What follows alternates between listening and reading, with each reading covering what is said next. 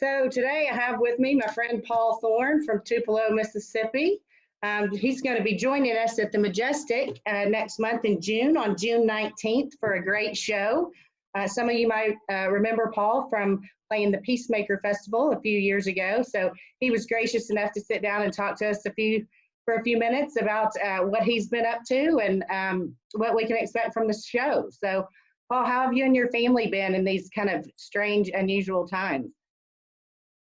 Well, we haven't been struck with the illness. We're all in good health, and we're just, like everybody, we're going stir crazy some, sitting at home, but there's plenty to do around the house, I found out. Lots, big, long honey-do list, I'm sure. Oh, yeah. And there's a few honey don'ts in there. A lot of honey don'ts, yeah, I bet so. Well, you can't have the good without the bad, No. But we say in my house, perfection is an illusion, just a big magic trick. Isn't that the truth? So I have to put tell that you, on a t-shirt. Yeah, exactly. I was a little nervous about interviewing you because you are a very experienced interviewer yourself. You do a show called Tales and Ales, is that right? Yeah, I do a little video podcast where I interview different people. Yeah, I've had the opportunity to talk to some really interesting people, and I just kind of figured out, it's when you do it, when you are an artist, you're used to talking about yourself a lot when you get interviewed, but it's really easy for me because all you got to do is let them talk about themselves, which most people like to do anyway. I do. So since we've been in this kind of lockdown coronavirus deal, you hadn't been on the road, but you have been entertaining your fans in a couple of ways. One is your Sunday gospel brunch, and the other is your streaming show, Blessed with a Little Stress. Yeah. I've done some shows. I'm not at the level of artists like say Garth Brooks, for instance. He's not hurting right now, and his band's not hurting because they're probably all on salary and getting paid and everything. But at this level of that I'm at, when my band's not playing with me, they're not getting paid. And so I just thought that we should do a few benefits and give them all the money, because it's going to take them a minute to catch. It's going to take them a minute to get their bearings. You know what I'm saying? And so it gave them a little cushion, and I was glad I was able to do it. Well, good. Well, I've thoroughly enjoyed watching them. How'd you come up with Blessed with a Little Stress name? Actually, I didn't come up with that. I have to give my friend and publicist, Sue Schrader, credit for that. She said, actually, the way it's said is still blessed, but a little stressed. Yeah, that's it. Yeah. I think everybody's, feeling this. I mean, when can you remember the whole world shutting down? I can't remember that. Literally, the whole world is it's not like, Mississippi's got an epidemic. It's the whole planet. This is unheard of. This could be the end of everything. Maybe we should just go to the liquor store and stock up and just drink ourselves to death. Well, let's wait. And have a good time on the way. There we go. Let's wait till you get to Fort Smith and do it with some music as well. So, go ahead. Every time I go to front, the thing I remember the most about Fort Smith is years ago, I was at a hotel in Fort Smith, and I went to get a jog, and I went over the bridge, and then when I went over the bridge, there was what looked like a trail going down in the woods, so I just ran down it, and when I got down there, there was a castle, a literal castle built out of old car tires. It was somebody had constructed a home out of car tires, and they tried to make it look like a castle. And it was so amazing looking, and I didn't know what it was. And then all of a sudden, out of nowhere, this guy comes walking by. Keep in mind, I'm out in the woods all by myself, and this guy wearing a cowboy hat and a plastic parrot on his shirt sleeve, like a pirate. It wasn't even a real parrot. It was a toy parrot. It was sitting on his shoulders, and the thing about it is, when we saw each other, I scared him and he scared me. We both scared each other, so we both kind of went the other way. And then I inquired a little bit, and I found out about this guy. And his name was Captain Steve Holloway, and his thing was he left society. He grew up homosexual during the 50s, where that wasn't an easy thing to be, and so he retreated into. He literally went into the woods and started living like off the land and stuff. And I heard, and so to make a long story short, I just thought about it and I said, I'm going to go back and meet this guy. And so I just went down there. I just said, man, I know this is out of nowhere, but I saw you, you saw me. I just want to say hello. And he starts telling me his whole life story about, like I said, getting ostracized because he was a homosexual when he was growing up. And he showed me all this artwork he had done. And inside his castle, he had a pet cemetery. He had all his pets that had died. They all had tombstones. He had made tombstones out of like pieces of metal and stuff. And so I went in there, I became friends with him. And every time I would go back to Fort Smith, I would literally go down in there and I would visit him. But then eventually, one of the times I went by and he was gone because he died. I don't know the particulars of his death, but every time I think of Fort Smith, I think of him. And he lived by himself. And they dilapidated and tore down his castle after all that happened.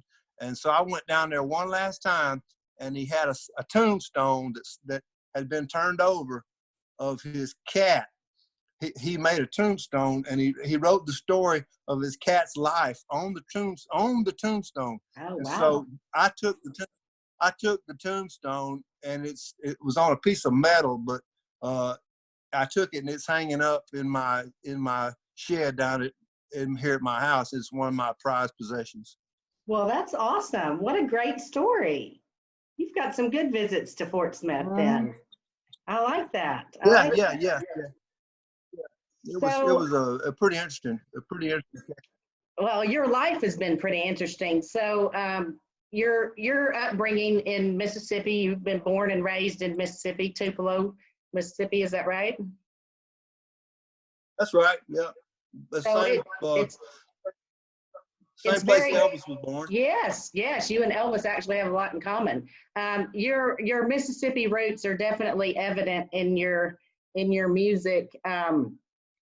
Somebody that wasn't familiar with your music was asking me the other day when I was talking about I was going to get to visit with you, and I said, well, it's kind of a dash of rock and roll and a splash of Americana with a shot of jazz and blues and gospel, and they found it very intriguing. So tell me kind of some influential people or events that have really left their mark on your music career.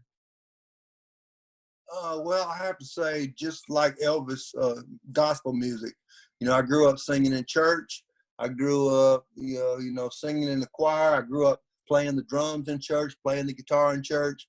And I literally attended growing up a lot of the same churches that Elvis himself attended. And so everything he got from church, same as me. It's like when he was on the Ed Sullivan Show and they banned him from being filmed. He had to be filmed from the waist up because he was doing this dance, which at the time everybody thought was almost pornographic. But really, people don't understand that dancing he was doing, he got that from church. When people would be shouting and praising the Lord in church, they would dance like that in church. And so what got banned was actually a religious dance. Yeah. Very interesting. Very interesting. Yeah. So, but now don't get me wrong. When a pretty lady's, dancing in the spirit, and you hear them pantyhose swishing between her thighs, it's hard to not have impure thought. You know what I mean? Yeah, I can see that. So, yeah. So your latest album in 2018 was really a tribute to your love of gospel music. You recorded it 3 different places. Tell me a little bit about that.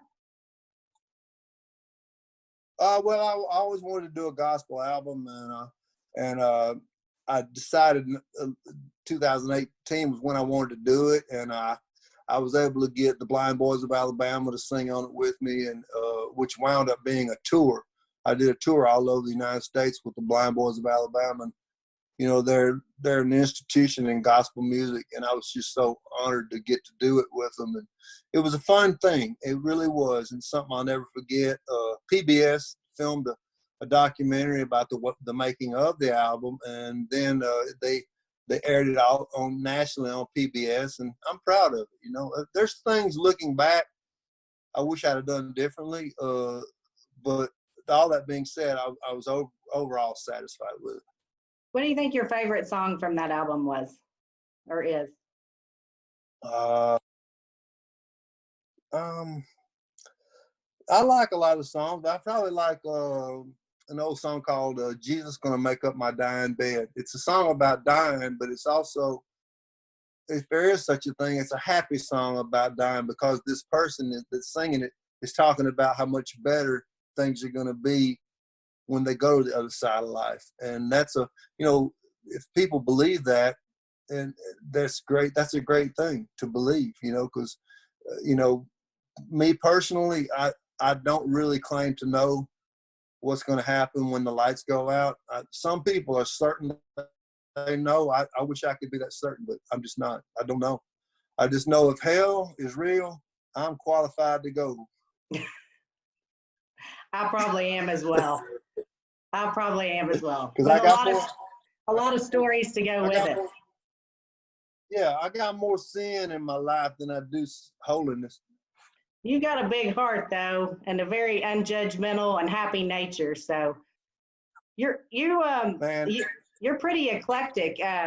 For example, I wanted our patrons to know that you have been skydiving over 150 times. Yeah. I haven't jumped in a long time, but I was always curious about it. And me and my cousin saw a TV commercial where you could learn to go skydive. So we went down there and did it. And I thought I was just going to try it once or twice, but I wound up doing it, 170 times. And it's something that allows no margin for error. So I would be remiss by asking, because one of my favorite songs is Hammer and Nail. We listen to that a lot around our house. And tell the listeners kind of how you went from working in a furniture factory to becoming a professional boxer to becoming a world-traveled musician. Well, when I was about 12 years old, I met my long-lost uncle that I haven't seen, that I'd never met in my entire life. He had been away, and nobody knew where he was. But he appeared in my life when I was 12, and he had been a professional boxer, and I thought he was really cool. And I was just enamored by him. And I come to find out he had been a criminal. He had been a pimp. He'd done 18 months in San Quentin, and he was this mythical, mysterious person that I just worshipped him, and I wanted to do whatever he did. And so he started teaching me how to box too, and I got pretty good at it, and it sort of snowballed. And the next thing I knew, I was the number 29 ranked middleweight in the whole world, and I got to go in the ring against probably at least in the top 10 greatest fighters who ever lived. I got to fight Roberto Duran. And he was, like I said, he was in the top 10 of all the greatest boxers who ever lived. And I never really fully understood what that meant, because, people ask me this question. They say, did he hit hard? Well, yeah, he hit hard. He's Roberto Duran. But what made him special was not his punching power, because a guy in a bar can hit hard. But what made him special was when you're in there fighting him, you realize real quick how hard he is to hit and how great his ability is to avoid getting hit. And that's what made him great, because lots of guys can hit hard, but if you're trying to fight somebody and you can't hit them, it's really hard to win, and so that was what made him special. It's like you can teach a boy how to play basketball, but you can teach 100 boys how to play basketball, but there's only going to be one Michael Jordan in the whole bunch. You see what I'm saying? They have a gift, And this, it's a talent that you cannot train somebody. They are born with it. And his ability to anticipate and make me miss, that's a God-given talent. He was like a cat. You could throw him off the top of the roof and he'd probably land on his feet. That's how good his balance was and his awareness was of what the opponent was doing. And he took me to school, man. And even though I lost, it's one of the proudest things I've ever done in my life, because at least I made it to the place where you had to get to just to get the opportunity. And so it's something I'll never forget. I've got a big old picture hanging up in my house of me and him. You know, I got a picture of him, me and him slugging it out. And then I got another picture of me where we got our arms around each other, because to me, it was like meeting Elvis. You know, I knew before I fought him, I knew what a legend he was. And even though I lost, like I said, I worship the ground that guy walks on. He's something, you know. And now he's in his 70s and he owns a restaurant in Panama. And they say you can walk in there and you can talk to him, and they got his movies are playing on a big screen. And I would love to go in there and catch him when he wasn't looking and knock him out, hit him from behind, you know, and knock him out, and then raise my hands up. Second round winner. I think if I snuck up on him and he didn't see me, I could knock him out. Oh, I think so. I think so. And you ended up with a world-class, fantastic song out of the experience that I happen to love, Hammer and Nail. Yeah, I put the whole song's not about the fight, but one verse is about the fight. The other verse is about what it's like working in a furniture factory, and the other verse is about a girlfriend that cheated on me 151 times. All three of those things, in all three of those scenarios, you would rather be a hammer any day than a nail. Absolutely, absolutely. You also do some painting. Yeah, I do artwork. That's my hobby. Yeah, it's my hobby. I'm actually working on a piece right now. I have to get it in the picture. Oh, I like it. Let's see if you can get it in the picture. I can see it perfect. Yeah, I see it perfect. All right, well, what it is, hold on. There it is right there. See it? I like it. You see it? Yes, I do. They have masks. It's what it is. It's a picture of a man and woman, and they got masks on. The name of the painting is 2020. Get it?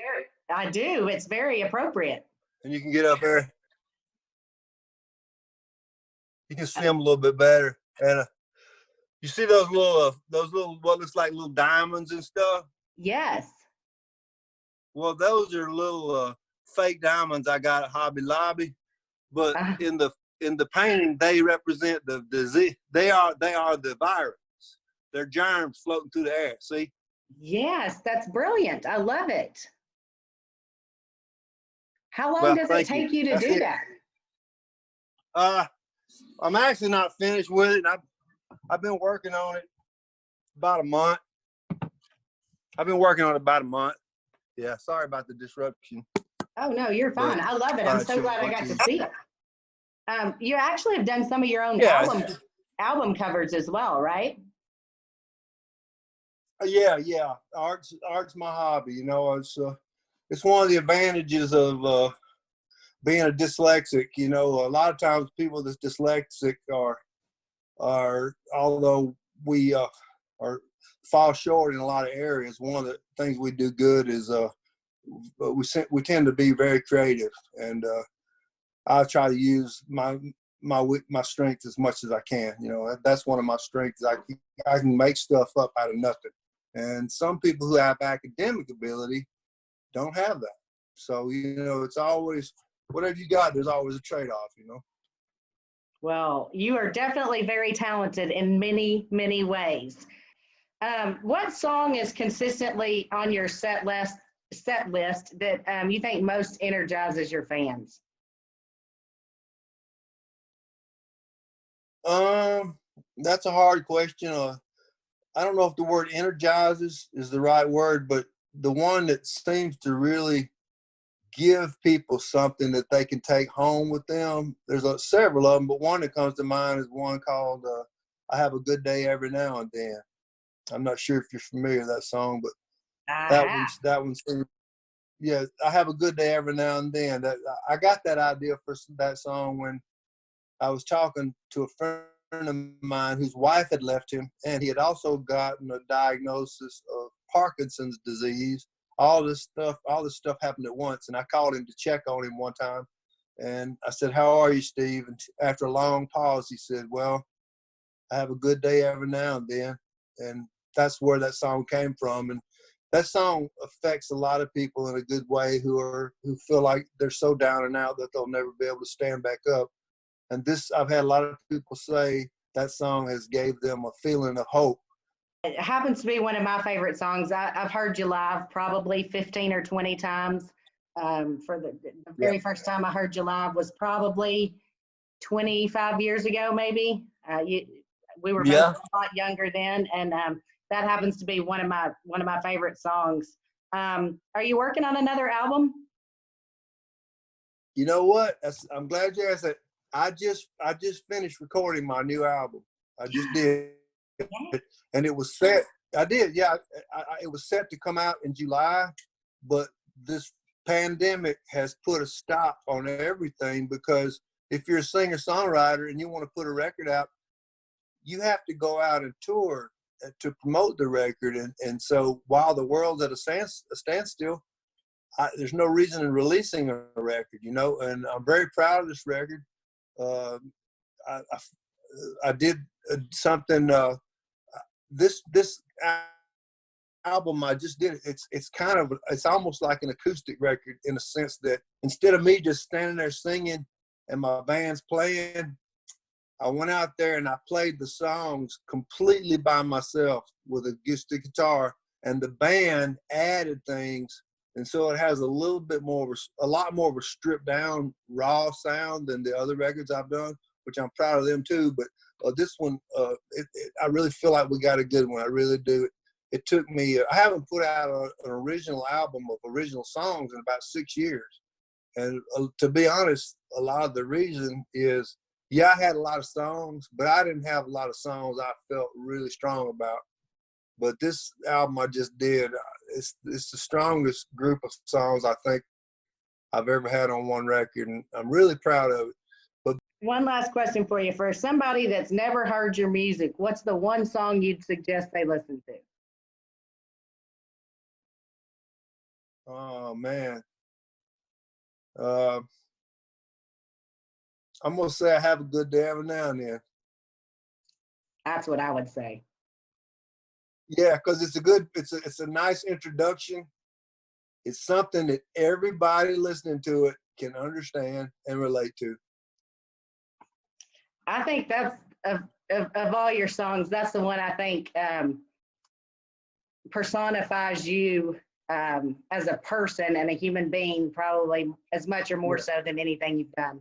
So I don't think I've ever seen you, whether it's been live at a show or somewhere else, that you hadn't been happy and welcome to talk to people and very unjudgmental and just really seem to love the world and everything around you. So I think that's great. Yeah. Well, we sure are hoping that all of this pandemic clears up and we get to hear you at the Majestic in Fort Smith on June 19th. Our fans and yours can get tickets at majesticfortsmith.com, or you can check out our social media pages. And also, if you'd like, Paul's merchandise is available on his website, paulthorn.com, and you can download his music at Apple Tunes, Spotify, and Amazon Music. And we are super excited to have a new original Paul Thorn album coming out soon, and I can't wait to hear it. Well, I appreciate it, and I appreciate getting to talk to you, Sarah. And I was looking at your posters on the wall back there. I see you got Hayes Carl back there. He's one of my favorites. Yeah, there's Hayes and Coulter Wall. Yeah. Randy Rogers, I'm covering up a little bit. Well, yeah, I know all of them guys. Ain't none of them much to look at, but they sound good. Didn't you interview Randy on Tails and Ales? Yeah, I did. I did. Yeah, he's boy. I tell you what, in Texas, he's a superstar. You know. Yeah. Just like in Mississippi, you're a superstar. Well, I don't know. Nobody should ever call themselves that. If you think that, all I can say is say thank you. Yeah. Well, good. Well, Dancing Jesus and I are going to wave bye, but I All right. sure appreciate your time. And man, I can't wait to see you again soon. Wonderful. And good luck with your podcast. Okay, thanks so much. Take care. See you later. Bye. Bye. All right.